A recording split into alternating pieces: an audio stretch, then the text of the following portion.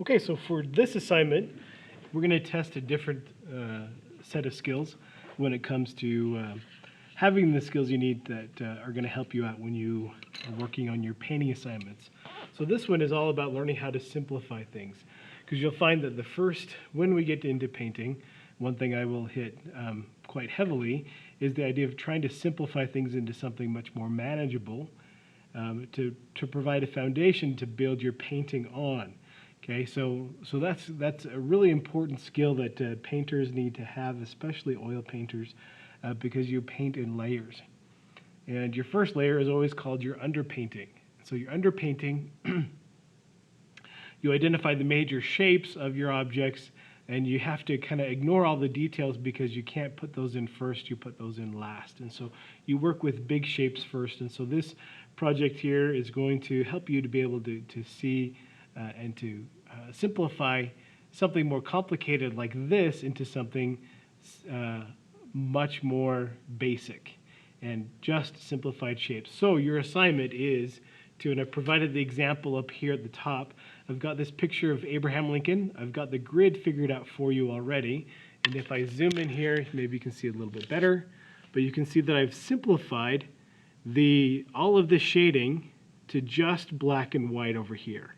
Okay, you can see there's subtle transitions across his forehead, across his cheek. What you're going to do is you're going to ask yourself, at what point does the shading or the gray start to become a middle to dark gray? Anything that's a middle to dark gray, I'm going to make it pure black, one shape. If it's middle gray to light or to white, then you're going to leave it just the white of the paper. So we have just black and just white shapes. So when it's done, it's going to look very graphic looking like this. Okay? So don't get caught up, and this is one reason why I chose to do the face. Don't get caught up in the fact that this is a face. Okay? These are a bunch of shapes that make up a face. All we're drawing is just the shapes. Okay? Not an eye, not a mouth. Don't think of those. Think of just the shapes. So one thing that can be very helpful is, as you're doing this, I've already figured out the grid for you. I've laid out the grid for you. So you're just going to transfer these over one at a time. So, and this is why drawing with grids can be really helpful. So if we just take one section at a time, because drawing this, if I were to give you this to draw and to get it exact, it's going to be pretty challenging for anybody. But if you can break it down into just this, and if I asked you just to draw this, that's much more doable. Okay, so if you need to take some Post-its, if this is daunting to use, this seems like, oh, there's no way I could do this, then the best thing you can do is simplify it. Make it easier on yourself. Don't make it so hard and try to do it all at once. Find the easiest part, which is maybe the corner over here where you're just drawing this little shape. So now then I have to ask myself, how far down is it from here to here? And I would say perhaps about right there. Okay, so I'm going to put a little mark to indicate where my line's going to start. So I know it's going to go off in this direction. And so I'm going to mark and estimate, okay, how far over does it come? Is it halfway? Not quite. It's close to halfway. Halfway would be about right there. It's just a little bit back from halfway. So halfway's here. Come back a little bit, make my mark, and then try to mimic that shape right there. Okay? And that's it. I can fill that in. I want to make sure it looks nice and clean, so make sure your edges are clean. If you do this too quickly and your edges are rough, then I can't see a clearly defined shape, and I can't give you points for it. Okay? The whole point is to be able to make a clearly defined shape. So if you rush through it, you're not going to get the points. So now I can move this over. Okay, move that over, move this one over. Okay, now we're getting a little tricky here because I can see that I've got some middle grays in here. Okay, so if I go to this side over here and just focus on this, I can pick up with this part over here, and I know it goes up in this corner, and about halfway is about right there. So it's going to join close to halfway right at the top up there. So that's that line right there. Okay, now I come down over here and I can see, if I'm looking at this corner here, I'm going to block this off here so I can just focus on this. I can see that the dark hairline, this is all kind of middle gray, but it kind of gets towards light, and so I'm going to leave this perhaps right over here, I'm going to make this my black. Okay, so I'm going to come over just a little bit because it gets really dark gray about there. So about right there, it's going to start to come up. And I'm going to ask myself, okay, how high does it go? Is it halfway up? No, about a third of the way up. So halfway is here, a third's about right here. And so if it helps you to put little marks to use as a guide, I still do this when I paint. And I've been painting for several years now. This is still how I sketch it out, is I'll put these little marks that act like a road map to make sure that I get it all to fit. And so now I just focus on seeing that as a shape. Notice when I block it off, I don't see eyes that get in the way. I don't see anything that gets in the way other than just focusing on the shape. And then I can go in and fill all that in.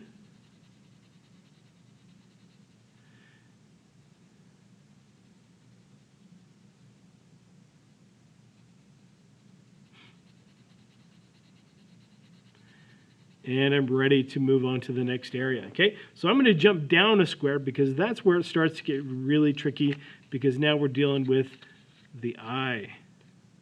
You get part of the face to show up in there. So if I come down a square here, do the same thing over here.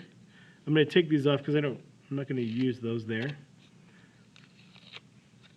Okay, now I'm going to ask myself the same thing. I notice, start off with what's easiest. I can see the shadow comes and touches right on the corner there. I can find that. That's super easy, right there in the corner. Okay, so I know it's going to come off in this direction here. How high up does it go? Halfway would be about here. So it looks to be about quarter of the way up. So from here to here is where that top of that eyebrow is. Okay, now when you're drawing this, that looks like no way this is going to all fit in there. But you can even use a ruler if you wanted to. You can take like another pencil here. I try to make them line up so you can kind of check to see if it lines up the way you want it to be. And I can see that it goes all the way over and touches at the side over here. So it's going to go over here. The eyelid, the shadow over here, comes also all the way to the corner there. Okay, so I've kind of got a couple marks that I'm going to use basically like a dot to dot. And now I just try to connect those dots and mimic this shape here. If you need to put more dots so you get a better view of what you're trying to do, then you can put those in, you can add more dots, okay? Just whatever feels comfortable to you. So I can see it starts to get really dark in through there, but it's not quite black. And I'm gonna just put in this eyebrow here. As it gets over here, I can see all of this connects. And so that all of that becomes one shape. And then it comes over and around and touches that corner there. Okay, so that's the big shape. Now I can see a little bit of the inner eye here. And you want to make sure you have a pretty decent sharp pencil so you can get the detail about right. So you want to get that little highlight, a little bit of the white of the corner of the eye, and it's right along this line. So now there's my shape right there. I can see it gets really dark over here along, he's kind of raising his eyebrow a little bit, so he makes a little bit of shadows in through here. So I'm going to go ahead and include those. But you can see there's a lot of gradation right here. So where that edge is somewhere in this area here, but honestly, if you can see that, you're going to be all set. So I'm going to put a couple of these wrinkles in here. I can see kind of comes up and then disappears as it gets closer to the top. So now I can start to block it all in. Now when you look at this, it doesn't really look like an eye. Okay, that's why I say don't get caught up in drawing or thinking that you're drawing an eye when you're drawing just the shapes, and it's going to become a lot easier. Once we put all this together in the end, you're going to see that it looks like a face. Okay? Same thing with Elvis down over here. You can see that he is making kind of a crazy expression on his face, and I purposefully chose that because you can't say eyeball. So I'm going to draw an eye like this, okay? You can't see that. You don't see that at all in there. Okay, you notice the eye kind of turns around. So I'm going to show you on one that I've got a lot more complete, okay, of what it's going to look like. So let's go over to this Elvis and finish this eye over here. So I've got this crease across his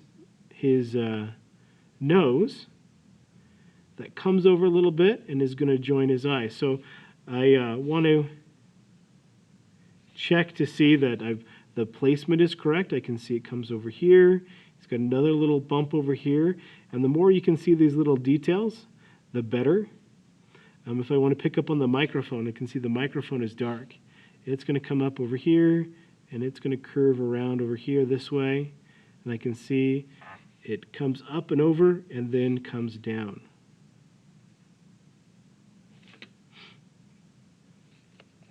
But one thing I've noticed is it looks like I did it too high, okay?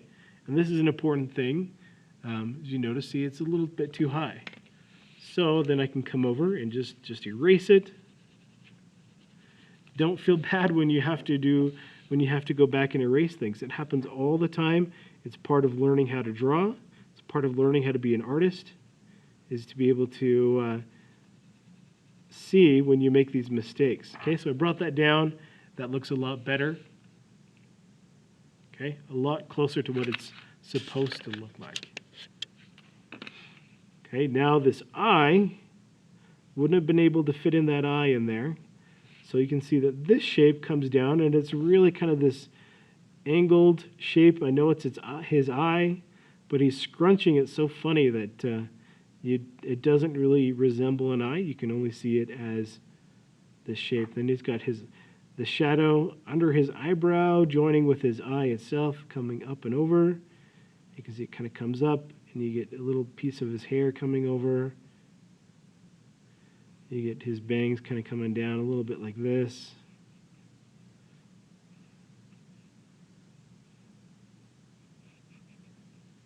And then I can color all that in. So when you're doing this, it feels really weird because it doesn't look like an eye. But when we get this all finished and put together, it's going to make a lot more sense. Now I can, to finish off the rest of the shape over here, I'm going to come over here.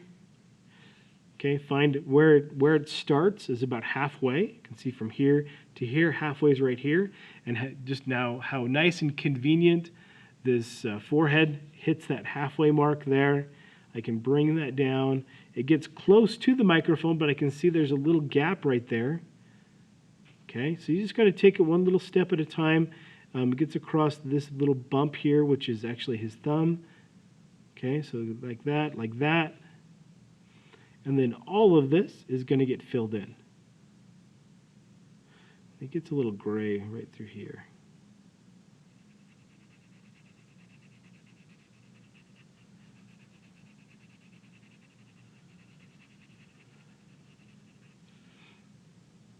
Sometimes it helps to work in different squares and not in a row, because sometimes you can see it a little bit better. The fingers are a great example of if you can focus on the shapes, you can get the fingers to look right. If you pay too much attention that they look like fingers, you're drawing individual fingers, then you're doing it wrong. You can see you can't see any individual fingers there. You know they are there because your brain is telling you those are individual fingers and you want to make them separate. But in the picture, you don't see them that way. You just see the shape. So if you can include the shape, that's all your mind really needs. So I'm going to find out where I'm going to start. Okay, you can see it gets a little bit of shadow right through here, which is about this far down. And then we get into this shape, over. Okay, if it helps you to draw on this side of the page, that can help you too. It can help you to see it as a shape, and then you can color it in. Okay, so sometimes that can be helpful too. So if you're really struggling with this is a big stretch for your brain because you're not used to doing this at all. Then you can draw directly on the picture itself.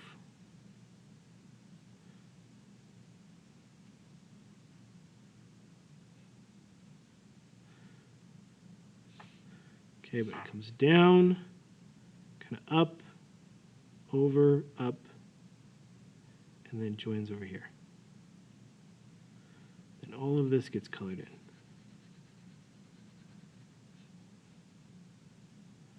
So this should come down just a little bit more. Erase that little bit. This one kind of comes down a little bit. There we go. It looks better.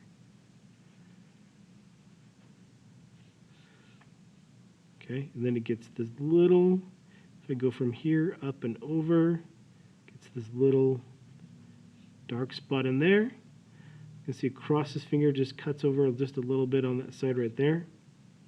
Okay, and now this square is done. If I come up here to the top, I can see that it starts at this point right here, comes up, down a little bit right there, and then comes over and joins right here like that to get the top shape in. Okay? Again, if it helps you to block it off with some Post-its so your mind can focus on one thing at a time, then do it. Makes it easier. It seems like you're doing more work, but it's not. It's actually making it easier. So don't be afraid to take the easy road on this one by doing it one square at a time. Don't get ahead of yourself. You'll miss things. You'll put them in the wrong spots. Over here I can see like all these little highlights here. Just kind of get the general idea of it.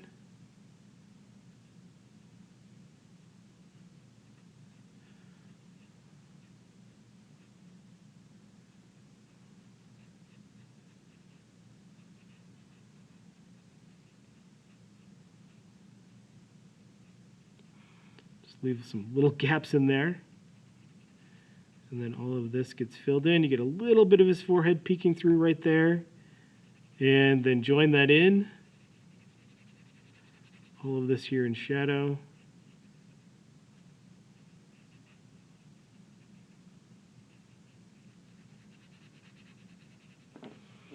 There. And then Elvis is done. Okay? This one's about done too. I just need to finish filling all of this in.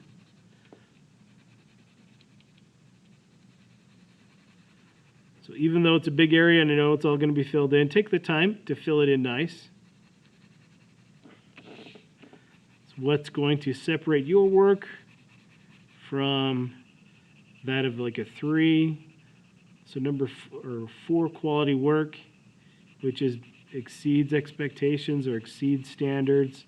It's going to be work that looks like this, where it's nice and even. You can tell that you took a lot of care into it. So that's this page right here.